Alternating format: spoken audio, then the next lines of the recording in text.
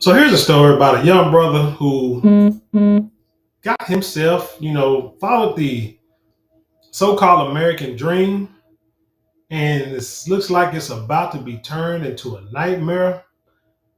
Let's hit it. Last September, each day before he opened up his juice shop, Ruby Jeans, Chris Goode took the same walk along Kansas City's Troost Avenue that he would make as a child. And this is the same corner, the same bus stop that you used to go to as a kid. This is our bus stop. The difference now is that he owns part of the block. This was his dream, to bring his community access to vibrant, nutritious food. Thank y'all so much for the patience. Goode launched his business in 2015 to honor his grandmother, Ruby Jean, who passed away from diabetes. She loved us endlessly, and the way that she communicated that love the most was through her food. Goode was also answering a call in his community, helping to revitalize a poor neighborhood. He opened a store in his childhood neighborhood in 2017. 5 years later, he bought the building right on Troost Avenue.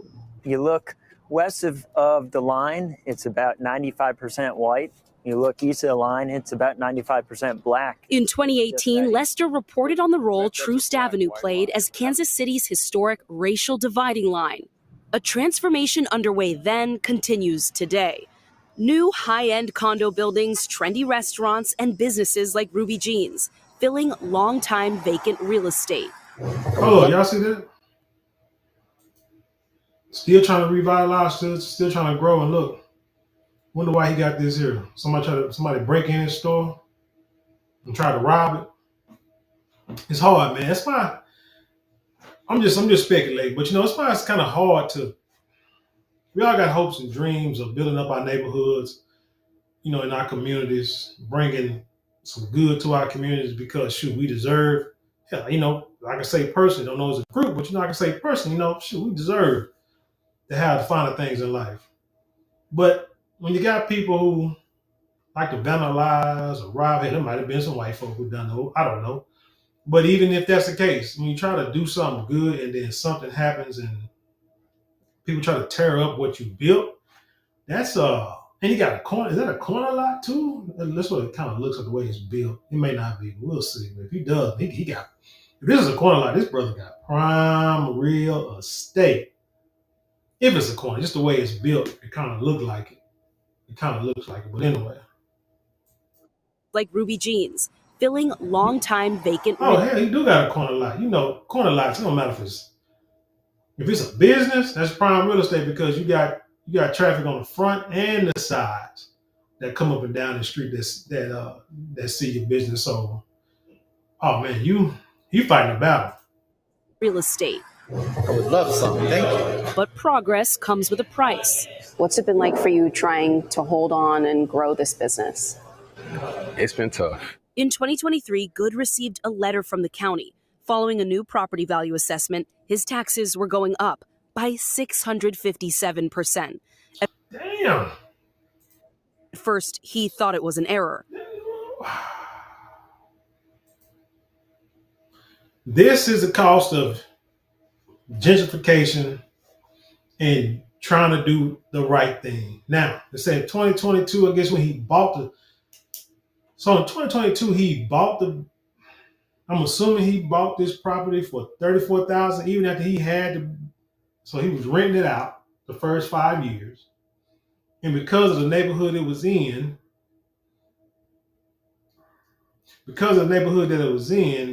the value was still at $34,000. A year later, with all the condos and the high rises and the other businesses that came in, and somebody come in and say, hey, we want part of this neighborhood because it looks like it's being revitalized. It goes up 200 and damn near $37,000, 230, almost $240,000. It went up almost in values. Hey, but like I said, that's sad. And the sad thing about it is you can't see that coming. Not in a year. I could understand maybe 2, 3, 4 years later, it could that value will go up like that. But overnight, but see, This is what happened, and this is something I know. Like my dad used to do appraisals back in the day for the county. And he would go to these houses in like West Dallas or Pleasant Grove. We had like little Mexicos and stuff like this. And these cats would buy these little frame houses. And you know, the Mexican people that live there, they would fix it up. And I mean, fix it up. It'd be like a little old, like I say, a frame house, little old shack. And these son guns would brick it, add rooms to it, redo the yard, redo the landscaping, put like wrought iron and brick fence and gates around it, with like 2 lion statues in the front and little old small properties. And so then the property value will go from like 50,000 to 150,000. This is like a few years back.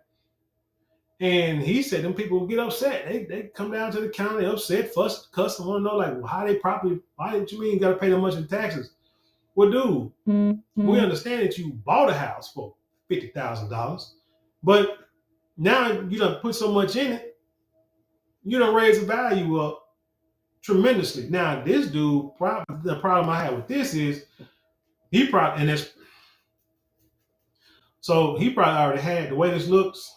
It's probably how it looked when he got into it when he was a tenant. So what probably happened was because he bought it in 2022, and these are things you got to look out for in the business world. Whoever previously owned that building, I guarantee they went down to like city council meetings, round table town hall meetings. He did his tax assessment, had a CPA, had a tax attorney, or what have you. And they told him this time next year, he's probably in politics, rubbing shoulders, smoozing with the big wigs. And they probably told the previous owner, hey, right now your building is worth $34,000. This time next year, because of all this growth, it's going to be worth $200,000. Probably 100, no, I'm saying 3-4 times, 100 times that much, or 10 times as much, or whatever. So people probably say, okay, well, that's not bad. I got somebody, I got a tenant in the building. Then they probably say, well, hold on. How much money is your tenant making? Let's look at the numbers, seeing how much he's making, how much, even if you raise his rent, will he be able to pay that rent? And then if you don't pay that rent, will you be able to pay them taxes? Previous owner probably said no. Wouldn't be able to do it. So he said, you know what I'm going to do? I'm going to go and sell it. Because it don't make sense you selling a property with its prime real estate for that little amount of money. Unless, but then, because the way these developers do, they're not going to pay you that. They're not going to pay you that much money for that. Not then. They probably say, we'll just wait you out. Because you'll have, what are they going to say, like a $60,000 tax bill. We'll just wait you out. If you can't pay, we'll just wait you out. Wait till the bank take it, whoever take it, and then we just come and get it for pennies on the dollar. Or you can just go ahead and sell it and get from under it, wipe your hands, and go find another place to another place to start a business or something, somewhere else, on down the street where the property values are still cheap. But yeah, man, it's a cutthroat world out here in this business and tax world. That's why I say you need to learn, or have your kids learn about taxes, finances, and the law, because that's what makes the world go. New property value assessment, his taxes were going up by 657%. At first, he thought it was an error, but homeowner taxes were going up too. To Goode, his level of increase just seemed unfair. There's somebody stroking a piece of paper with a pen apathetically, unconsciously, has no connection to the service that we provide to this city, the gravity that we are for this city. They don't care because. But in a statement to NBC News, Jackson County said the increase was fair and reasonable, that state law requires the county to reassess properties every 2 years. And in the case of Chris Goode, rising demand and investment in the surrounding area have driven higher property values. Yep, that's what it do. Told no homeboy who bought a house, say he paid like $300,000 for it. Got a letter in the mail about his property taxes, shot straight, went sky high. He got a call, a protest. And when he talked to him, he said that they appraised his house for like $600,000. And he couldn't understand it because he hadn't done anything to the house. But what it was is when he bought the house, there was like the first subdivision in that area.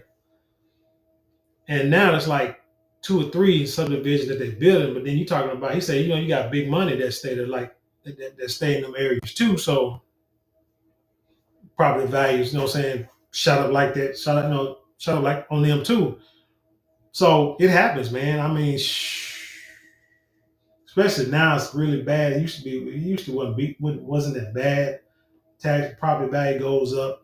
But like I said, it wasn't like a stroke of a pen. He didn't understand your business or the value to the community. He knows exactly what's going on. But they also know they got people that's gonna pay money for where you stay at, and you can't do it. Which have impacted assessments across the region. The county adding that aligning property values with the market helps address historical systemic inequity. Kind of make you wonder if that whole COVID-19 thing, if it wasn't planned, because they had to have known that this would be a result. With high prices, everything went up. Everything went up. And it seems like they're not going to go down anytime soon. Goode is now staring down a $60,000 tax bill he says he can't afford, and one for now he says he won't pay. I refuse. You can refuse all you want to. Sound Democrat to me. You refuse all you want to. They'll be closing them doors up by this time next year. That building will be franchised. You're not going to run us out of here. Not willing to abandon the dream that a young boy from the East Side could own a piece of this place too. Antonia Hilton, NBC News, Kansas City, Missouri. So this is why you got to invest in yourself and in your property, into your neighborhood. But you got to have the money and the resources to invest. Like I said, the previous owner probably had an inside track on what was to come. So he got the opportunity to either stay in there and wait out the long term or get up out of there and try somewhere else. Because now, like I said, they're revitalizing and it's going to cost you money to stay pretty much anywhere in this country. And it's, like I say, it's unfair, but you just got to know the game. It's a capitalistic society. So what I say before, hey, this is backpack season. And what that means is it's time for you to learn. It's time for you to understand how the game is played. Because it's cutthroat. They're not gonna wait around on you. You either roll with them or you get rolled out. But either way, everything is the country's gonna keep moving forward. And like I said, it's gonna be about money no matter what. So if you ain't got no money, the have and have nots, if you ain't got it, shoot, you better go get it. Or if not, you ain't gonna never get it. But anyway, tell me what you think about this story. Leave your comments below, share it with the world. Let's have a touching conversation. Don't forget to like, share, comment, and subscribe. Those 4 things cost you maybe a couple minutes of your day, but it means the world to us here. If you would like to support financially, you can get super thanks, super chats, super stickers, and go to the description box. Links down there below that you can click on to help support the channel that way. And don't forget to hit that shop button. We got products there I know you would love. With that being said, I'll leave you in peace, and I'll see you on the other side.